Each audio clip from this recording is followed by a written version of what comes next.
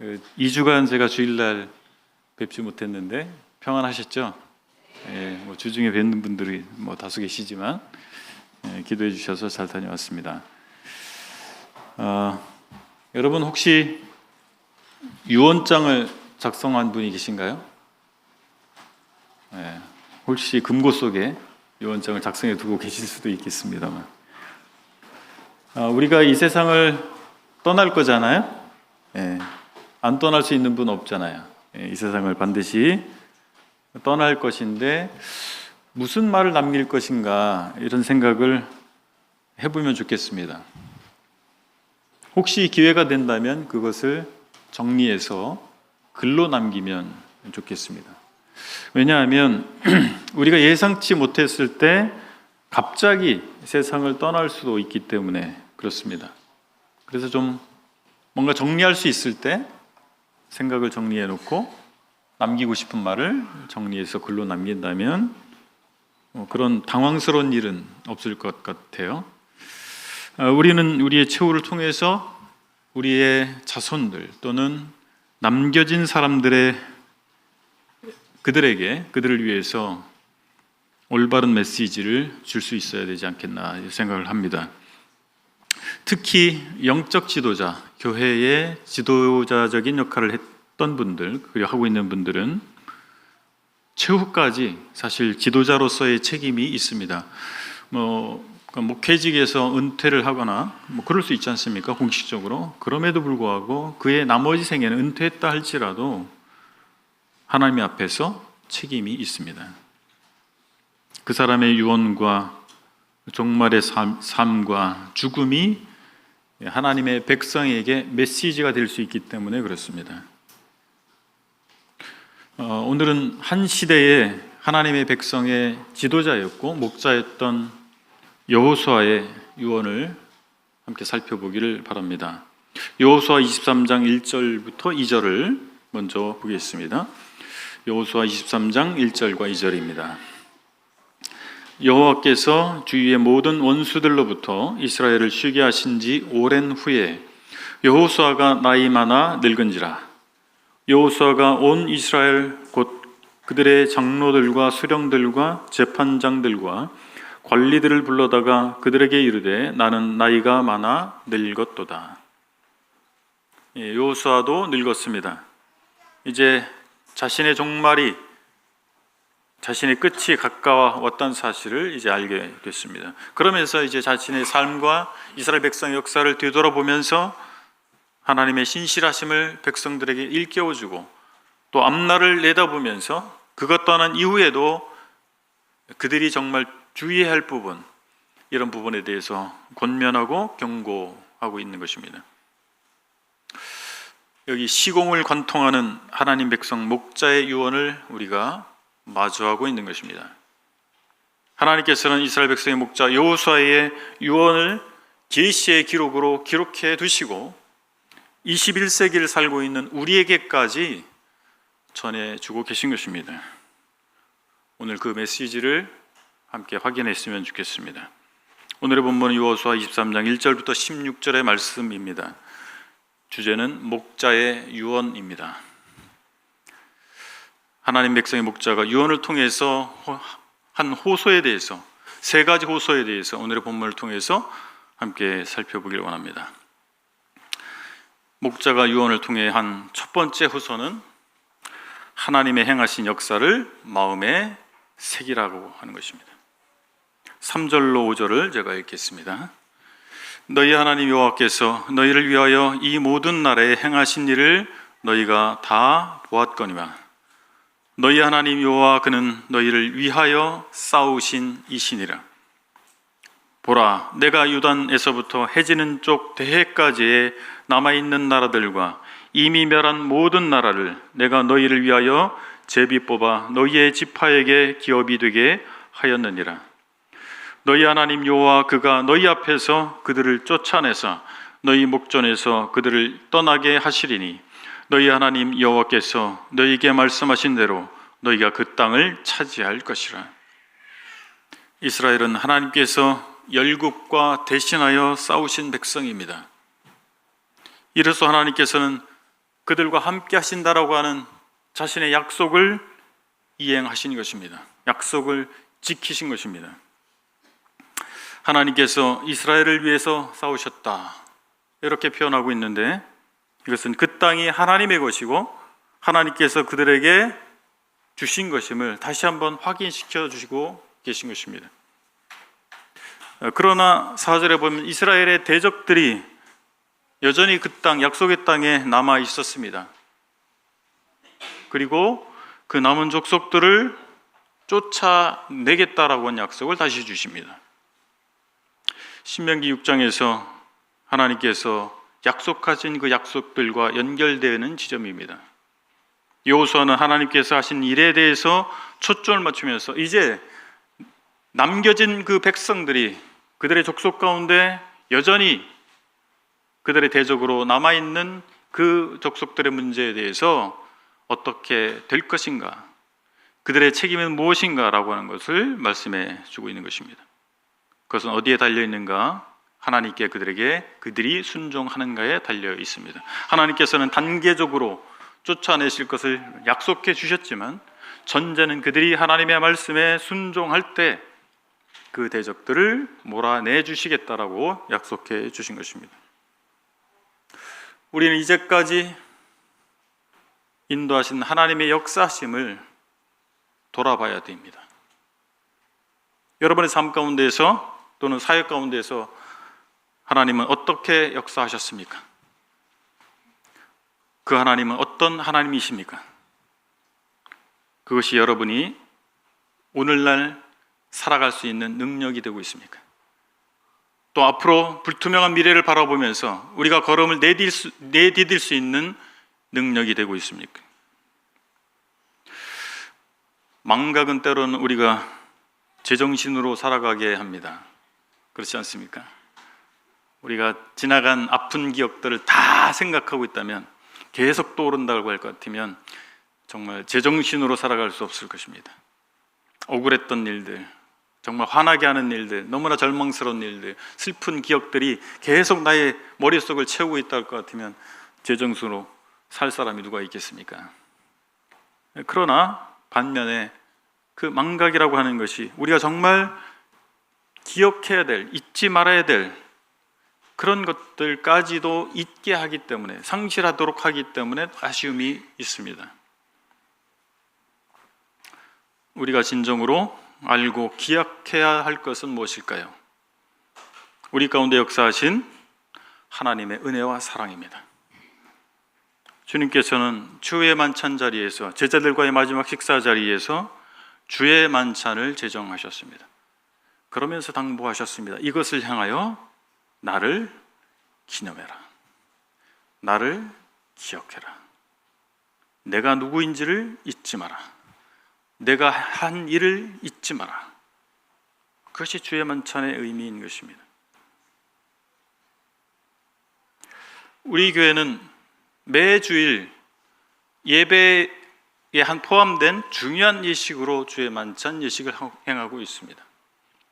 아주 의미 있는, 매우 중요한 예식인 것입니다.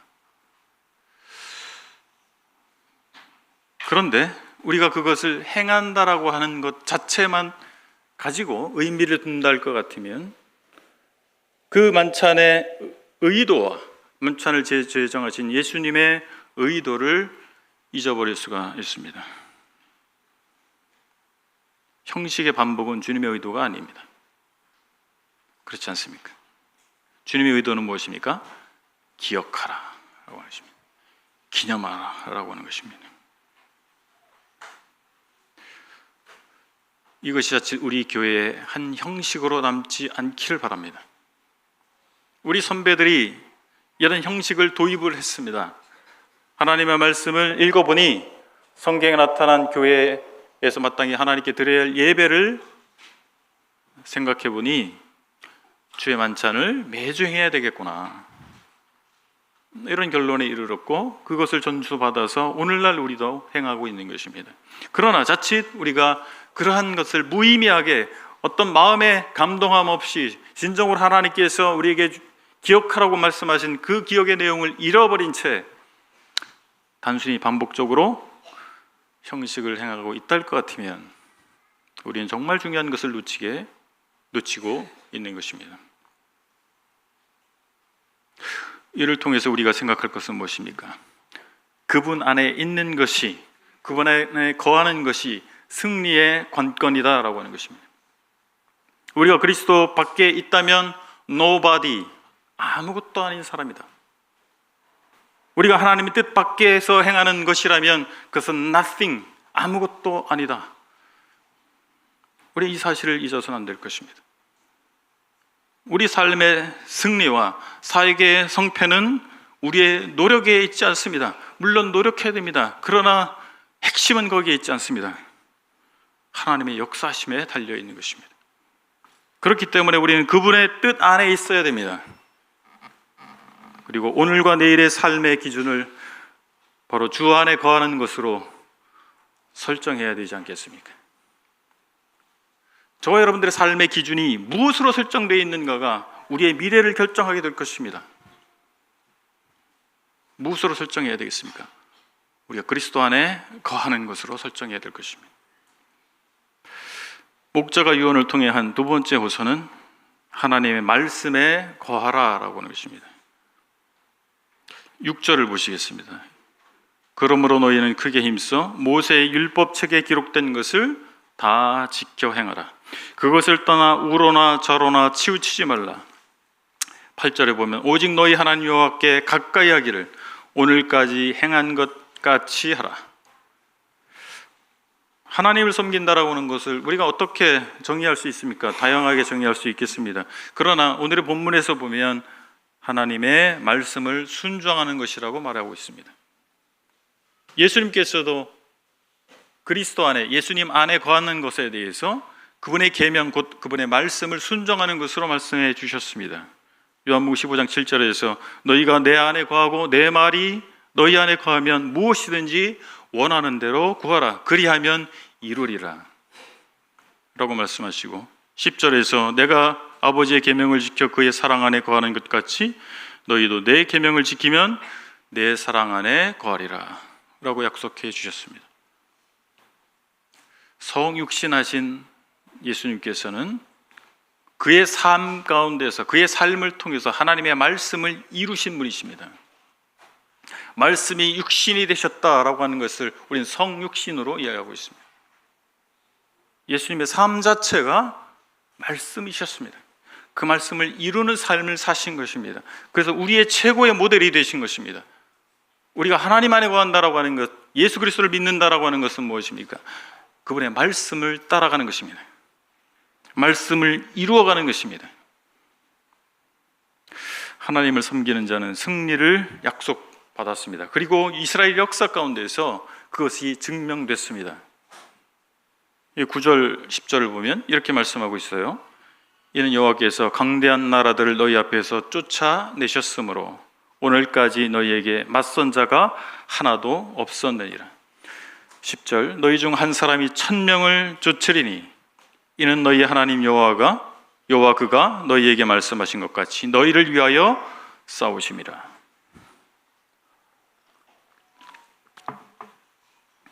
너희를 위하여 싸우심이라. 이 말씀이, 이 표현이 반복되고 있습니다. 그것은 무엇입니까? 하나님께서는 약속을 지키셨다. 함께 하겠다는 약속을, 대적들을 쫓아내겠다라고 하는 약속을 지키셨다라고 하는 것입니다. 하나님께서 함께 하실 때 승산은 수백 또는 수천을 넘어섭니다. 일당백이라는 말을 우리가 쓰지 않습니까? 일당백이 아니라 일당천을 넘어서는 것입니다. 이것이 우리가 경험으로 아멘할 수 있는 것 아니겠습니까? 여러분의 삶 가운데서 정말 일당백, 일당천 이상의 역사를 경험하고 계십니까? 경험해 본 적이 있으십니까? 기독교 신앙은 체험의 신앙입니다. 우린 예수 그리스도를 체험하는 것입니다. 그분을 만나는 체험을 하는 것입니다. 인격적으로 그분을 만나는 것입니다. 그것을 우린 구원이라고 합니다. 그리고 예수 그리스도를 만난 자의 삶을 사는 것입니다. 예수 그리스도를 체험하는 삶을 사는 것입니다. 여러분의 삶 가운데서 승리를 경험하게 하신다라고 약속해 주신 대로 우리가 그것을 경험할 수 있는 것입니다.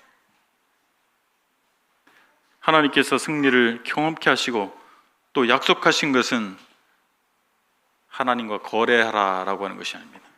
거래할 수 있다라고 하는 것이 아닙니다. 11절에서 뭐라고 말씀하고 있습니까? 그러므로 스스로 주심하여 너희 하나님 여호와를 사랑하라. 하나님께서 그 백성의 목자를 통해서 당신을 사랑하라고 요구하십니다. 우리가 사랑이라고 하는 것은 어떤 의미를 가지고 있습니까? 마치 우리가 계약서를 작성을 해서 계약서에 사인했어요. 그래서 그 계약서의 내용을 보니까 무엇을 행하면 무엇을 주겠다.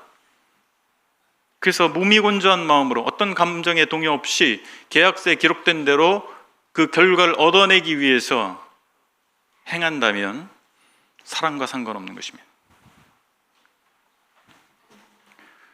하나님을 사랑하는 것은 무엇입니까? 우리가 하나님의 계명을 지키는 이유가 무엇입니까? 하나님을 사랑하기 때문에 그 결과로 하나님의 말씀에 순종해 가는 것 아니겠습니까?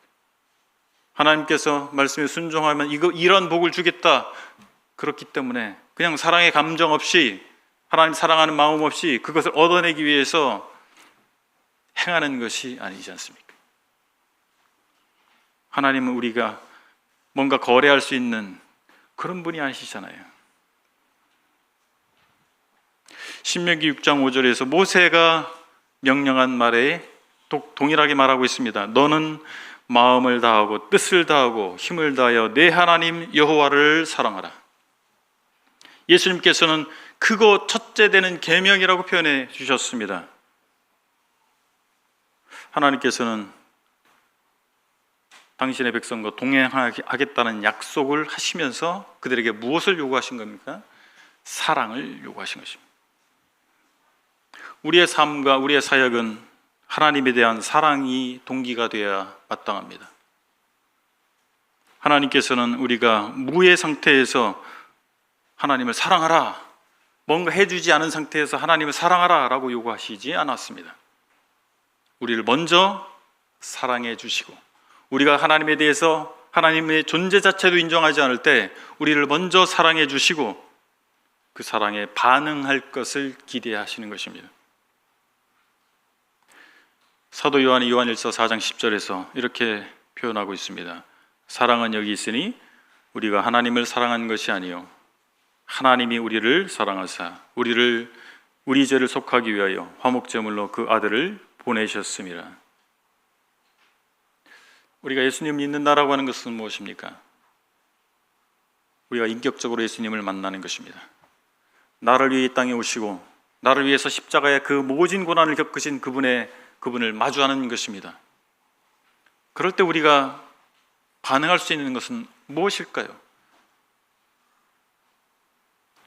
우리에게 그래서 눈물이 필요합니다. 나 자신에 대한 연민 때문에 흘리는 눈물이 아니고, 나 자신의 처지를 생각해서 흘리는 눈물이 아니라, 나를 위해서 이 땅까지 낮아지신 예수 그리스도, 나를 위해서 내 모든 죄악의 형벌을 받으신 예수 그리스도, 그분 때문에 흘리는 눈물이 필요합니다. 서청주교회 모든 지체가 의무감을 넘어서 하나님께 대한 사랑으로 헌신하게 되기를 소망합니다. 서청주 모든 지체가 하나님의 사랑으로 감동하고 그 사랑으로 살아가는 축복을 누리게 되기를 바랍니다. 목자가 요한을 통해서 한 세 번째 우선은 세속화되지 마라라고 하는 것입니다. 12절 7절부터 보겠습니다. 7절에 보면 너희 중에 남아있는 이 민족들 중에 들어가지 말라. 그들의 신들의 이름을 부르지 말라. 그것들을 가리켜 맹세하지 말라. 또 그것을 섬겨 그것들에게 절하지 말라. 12절 보겠습니다. 너희가 만일 돌아서서 너희 중에 남아있는 이 민족들 가까이하여 더불어 혼인하며 서로 왕래하면 확실히 알라. 너희 하나님 여호와께서 이 민족들을 너희 목전에서 다시는 쫓아내지 아니하시리니 그들이 너희에게 올무가 되며 덫이 되며 너희 옆구리에 채찍이 되며 너희의 눈에 가시가 되어서 너희가 마침내 너희의 하나님 여호와께서 너희에게 주신 이 아름다운 땅에서 멸하리라. 14절입니다. 보라, 나는 오늘 온 세상이 가는 길로 가려니와 너희 하나님 여호와께서 너희에게 대하여 말씀하신 모든 선한 말씀이 하나도 틀리지 아니하고 다 너희에게 응하여 그 중에 하나도 어김이 없음을 너희 모든 사람은 마음과 뜻으로 아는 바라. 너희 하나님 여호와께서 너희에게 말씀하신 모든 선한 말씀이 너희에게 임한 것 같이 여호와께서 모든 불길한 말씀도 너희에게 임하게 하사 너희 하나님 여호와께서 너희에게 주신 이 아름다운 땅에서 너희를 멸절하기까지 하실 것이라. 16절입니다.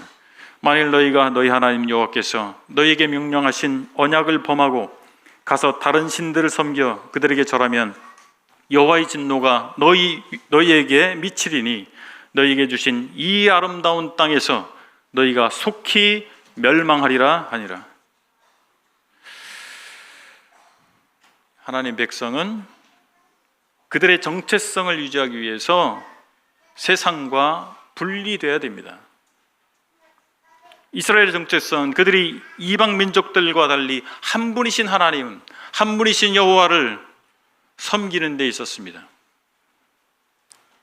그들은 다른 신들을 섬기는 유혹을 받지 않기 위해서 이방 민족들과의 접촉을 피해야 했습니다. 여러분, 부모는 자녀들에게 많은 것을 전수해 줍니다. 생리적인, 신체적인 유전, 그것도 전수해 줘요. 뿐만 아니라 문화를 전수해 줍니다. 가치관을 전수해 줍니다. 그리고 무엇입니까? 종교를 전수해 줍니다. 그래서 부모가 중요합니다. 어떤 사람들이 부모가 되느냐? 우리가 우리 부모를 선택하지 않았잖아요. 그런데 아직 결혼하지 않은 사람들은 여자는 남자를, 남자는 여자를, 아내를, 남편을 선택할 수 있습니다. 어떤 부모가 될지를 선택할 수 있어요. 어떤 부모가 되시길 원하십니까? 어떤 문화를 여러분의 자손에게 물려주길 원하십니까? 어떤 가치관을 여러분의 자손에게 물려주길 기대하십니까? 어떤 신앙을 여러분의 자손에게 물려주길 기대하십니까? 그것에 의해서 선택하셔야 됩니다.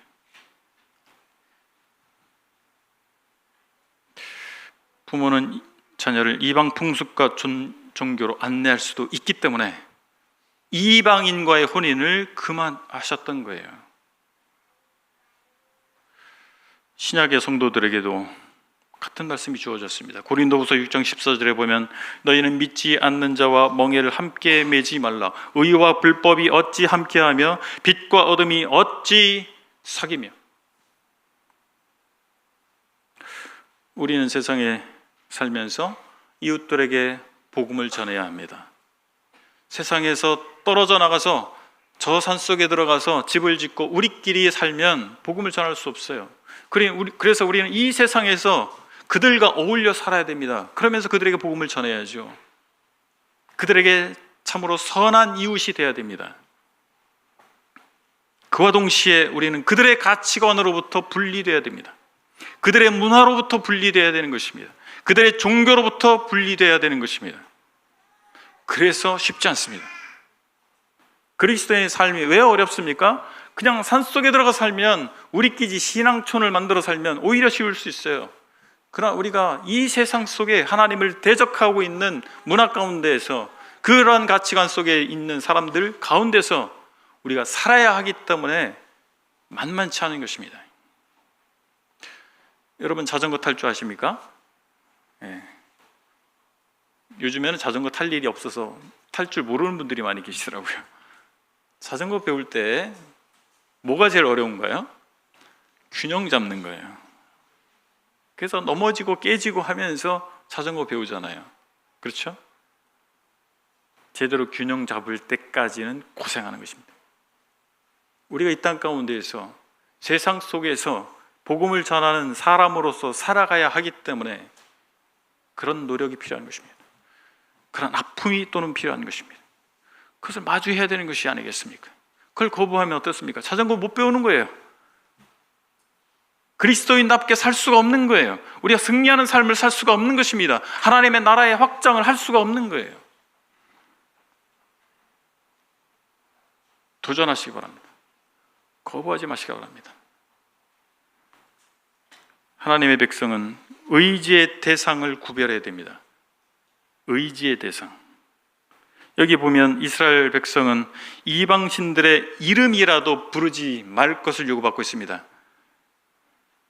그것은 그것들을 찬양하는 것, 신적 능력을 인정하는 것을 금하는 것입니다. 이방신들을 찬양하지 마라, 그들의 신적 능력을 인정하지 마라라고 하는 것입니다. 그들의 신의 이름으로 맹세하지 마라, 약속의 성취를 보증해달라고 그 신들에게 요청하지 마라라고 하는 것입니다. 핵심은 무엇입니까? 그 신들의 능력을 인정하지 마라라고 하는 거예요. 그 신들의 능력을 의지하지 말라라고 하는 것입니다.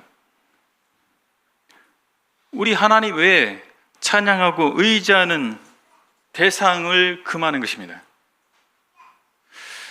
그리스도인들이 대놓고 다른 신을 그렇게 찬양하거나 의지하지 않죠. 그럴 그리스도인은 없습니다.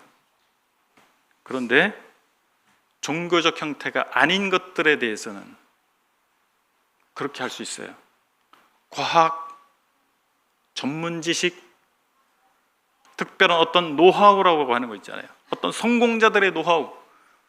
많은 사람들이 성공한 어떤 사람의 강연을 듣기 위해서 얼마든지 돈을 내고 그 강연장에 입장하지 않습니까? 그들의 책을 불티나게 그들의 책들이 서점에서 팔리는 이유가 무엇입니까? 이방인들은 그들의 필요에 따라서 다양한 신들을 만들어냈습니다. 농사를 짓기 위해서 농사의 신, 비를 얻기 위해서 비의 신, 바다에 나가기 위해서 바다의 신, 산을 타는 사람들은 산의 신, 그렇지 않습니까? 그러나 하나님께서는, 하나님 한 분께서 그 모든 필요를 채우실 수 있는 분이잖아요. 우리가 믿는 하나님은 우리의 모든 필요를, 우리가 염려하는 그 모든 것에 대해서 대책이 능히 되시는 분 아닙니까? 아멘. 예, 그렇습니다. 우리가 이럴 땐 정말 아멘 하셔야 돼요. 아멘. 그렇습니다. 다른 게 필요하지 않아요. 왜 자꾸 우리 이웃에 살고 있는 하나님을 모르는, 그 하나님을 알지도 못하고 만난 적이 없는 그 사람들이 추구하는 것을 우리가 따라가고 있습니까? 우리는 다양한 신이 필요하지 않습니다. 하나님이 필요한 것이죠. 우리 다양한 대책이 필요한 것이 아닙니다. 하나님이 필요한 것입니다. 세속화는 신앙 공동체가 망하는 길입니다. 그 백성이 언약을 저버리고 남은 이방인과 통혼하면 어떻게 된다고 하셨어요? 하나님은 더 이상 이스라엘을 위해서 싸우지 않으실 것이다. 지금까지는 너희를 위해서 싸웠다. 그러나 너희가 만약에 나를 저버리면, 내 계명을 저버리면, 그들과 통혼하면 나는 더 이상 너희와 함께 너희를 위해서 싸우지 않겠다. 그 이방 민족들은 이스라엘에게 장애가 될 것이고 그들은 그 땅에서 멸망하게 될 것이었습니다. 이런 경고에도 불구하고 이스라엘은 심판의 예언이 이루어지는 길을 선택했습니다. 우리가 잘 알고 있잖아요. 이스라엘의 역사를 잘 알고 있지 않습니까? 사사기 3장 8절에 이런 말씀이 있습니다. 여호와께서 이스라엘에게 진노하사 그들을 메소포다미아 왕 구산 리사다임의 손에 파셨으므로 이스라엘 자손이 구산 리사다임을 8년 동안 섬겼더니, 열왕기하 13장 3절에서 여호와께서 이스라엘에게 노하사 늘 아람 왕 하사엘의 손과 그의 아들 벤 하닷의 손에 넘기셨더니, 결국 800년이 흐른 후에 바벨론이 이스라엘 나라를 멸망시키고 그 백성들을 다 포로로 잡아갔습니다. 우리의 신앙 공동체는 어떻습니까? 저희 여러분이 속하고 있는 이 서정교회는 어떻습니까? 세속화는 중세의 교회, 그리고 우리가 아닌 우리 밖에 다른 교단의 어떤 교회에만 해당되는 일일까요? 우리의 기성세대는 세속화되어 있지 않습니까? 우리의 젊은 세대는 세속화되어 있지 않습니까? 이 세상의 원리와 방식, 그리고 그들이 추구하는 바를 우리는 똑같이 추구하고 있지 않습니까? 그러면서 하나님의 이름과 하나님께 대한 경배로 교묘히 위장하고 있지 않습니까? 그리스도를 구세주로 믿는 사람도 성경에 나타난 하나님의 뜻에 어긋나는 삶을 지속할 때는 무서운 징계를 받는 것입니다. 우리가 받는 가장 큰 징계는 무엇일까요? 교회가 교회답지 못한 교회가 되는 것입니다. 그리스도인이 그리스도인답지 못한 그리스도인이 되는 것입니다. 그래서 하나님께서 그 촛대를 옮기시는 것입니다. 이것이 가장 무서운 징계 아니겠습니까? 문의는 겉모양은 그리스도인이에요. 겉모양은 교회예요. 겉모양은 정말 성경중심적인 교회라고 하는 브레드린이에요. 그러나 그들의 진정한 정체성을 잃어버리고 진정한 가치를 잃어버리고 세상을 향해서 달려가고 있고, 그것을 하나님의 말씀을 끌어와서 하나님의 이름을 끌어와서 정당화시키는 사람이라면, 그런 교회라면 하나님 촛대를 옮기시죠. 그렇지 않습니까? 역사와 전통은 아무 의미 없습니다. 우리가 세속화의 길을 선택할 때 우리의 선배가 누구였고 우리 역사 가운데서 무슨 일이 일어났고 아무 의미 없어져요. 이스라엘 백성은 출애굽 사건을 경험한 민족입니다. 가나안 정복을 이뤄낸 민족이지 않습니까? 그것이 바벨론 포로로 잡혀갈 때 무슨 의미가 있었습니까? 아무 의미 없습니다. 오늘이 중요합니다. 현재가 중요합니다. 그리고 내일을 어떻게 준비할 것이냐, 이것이 더 중요합니다. 하나님께서 우리의 인격을 존중하신다고 방자히 행하지 말아야 됩니다. 만약 이스라엘이 자기가 해야 할 일을 하지 않는다면 하나님께서 어떻게 하신다고요? 하나님께서 그들에게 약속하신 선대하시겠다고 하는 일을 행하지 않으시겠다 선언하신 것입니다. 여기에 자유의 위험성이 놓여 있는 것입니다. 하나님께서는 사람들에게 강제로 자기에게 집중하라고 하지 않으십니다. 그러나 하나님께서는 당신을 멸시하는 사람들을 심판하십니다. 이스라엘이 그들의 타락의 씨앗을 가지고 있었어요. 무엇입니까? 그들 중에 거하는 이방 민족이었습니다. 우리 속에도 우리가 타락할 수 있는 씨앗이 내재되어 있습니다. 우리가 구원받아서 천국 갈 수 있지만 여전히 세속화될 수 있는 죄성을 가지고 있는 것입니다. 세상을 추구하는 열망이 우리 속에 있는 것입니다. 그것은 우리가 하나님과 그분의 나라에 대한 열망이 식을 때 언제든지 우리 속에서 솟아나서 우리를 송두리째 집어삼킬 수 있다는 사실입니다. 우리의 삶을 송두리째 집어삼키게 될 것입니다. 우리가 주의하지 아니하면 우리도 얼마든지 그렇게 될 수 있습니다. 옛 친정 국가이든 그리고 오늘날 우리의 신앙 공동체 교회이든 우리가 잊지 말아야 될 것도 있잖아요. 우리 서청주교가 우리 성도들이 잊지 말아야 될 것이 무엇이 있겠습니까? 하나님께서 어떤 분이신가라고 하는 것입니다. 하나님께서 우리에게 무엇을 하신 분인가라고 하는 것입니다. 우리가 이 세상을 살아가는 동안 그 하나님을 기억해야 될 것입니다. 우리는 우리 생각이나 세속적 기준이 아니라 하나님 말씀의 기준을 두어야 될 것입니다. 세상 삶의 방식과 가치관에 영향을 받지 않도록 주의하지 않으면 부지불식간에 우리가 그런 사람이 되어 있을 것입니다. 세속화는 현대 그리스도인들에게 가장 큰 위협 요소입니다. 과거에 박해기에는 박해가 위협 요소였습니다. 그러나 로마 제국 기독교 제국화된 이후로 적어도 유럽에서는 박해받지 않았습니다. 그 위험은, 새로운 위험은 무엇입니까? 세속화였습니다. 오늘날도 마찬가지입니다. 우리가 하나님 나라를 적극적으로 추구하지 않으면 우리는 우리의 에너지와 시간을 세속을 위해서 사용하게 되어 있습니다. 그래서 우리가 축복을 잃어버릴 수 있습니다. 이 땅 가운데에서 그리스도인이 누릴 수 있는 축복, 하나님의 교회가 누릴 수 있는 축복을 잃어버릴 수도 있다는 사실입니다. 그것은 천국을 잃어버린다는 의미가 아닙니다. 하나님 백성이 이 땅에서 누릴 수 있는 그 지경, 하나님의 쓰임을 받을 수 있는 그 기회, 그것을 잃어버리는 것입니다. 그리스도인이 그리스도인답지 못한 삶을 사는 것입니다. 교회가 교회답지 못한 모습으로 존재하는 것입니다.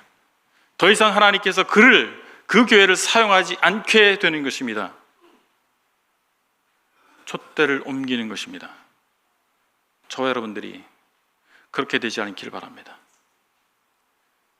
하나님 백성의 목자가 남긴 유언을 시공을 관통해서 오늘날까지 하나님께서 전해주신 의도를 생각하시고 저와 여러분의 삶이, 여러분의 가족들이, 그리고 우리의 교회가 하나님께서 택한 그 백성답게 살아가는 하나님의 기회를, 하나님께로부터 쓰임받는 기회를 놓치지 않게 되기를 바랍니다. 기도하시겠습니다. 아버지 하나님, 여호수아가 그 백성들에게 충심으로 한, 사랑으로 한 유언을 기록해 두시고 오늘날 우리에게까지 전해주신 하나님 감사합니다. 이런 기회를 통해서 저희 각자를 돌아보게 하시고 저희 교회를 돌아보게 하셔서 저희가 중심을 잃지 아니하고 하나님께 쓰임받기를 원하시는 하나님 감사합니다. 저와 이 서청주교의 모든 지체들이 하나님 앞에 각성하고 하나님께서 사용하시는 그날까지 하나님께 쓰임받는 영광을 얻을 수 있기를 원합니다. 우리 모두에게 하나님께서 이러한 복을 내려주시고 그런 하나님께 영광 돌리는 저와 서청주교회가 되기를 원하오니 하나님께서 함께해 주시기를 원합니다. 감사합니다. 예수 그리스도의 이름으로 기도했습니다. 아멘.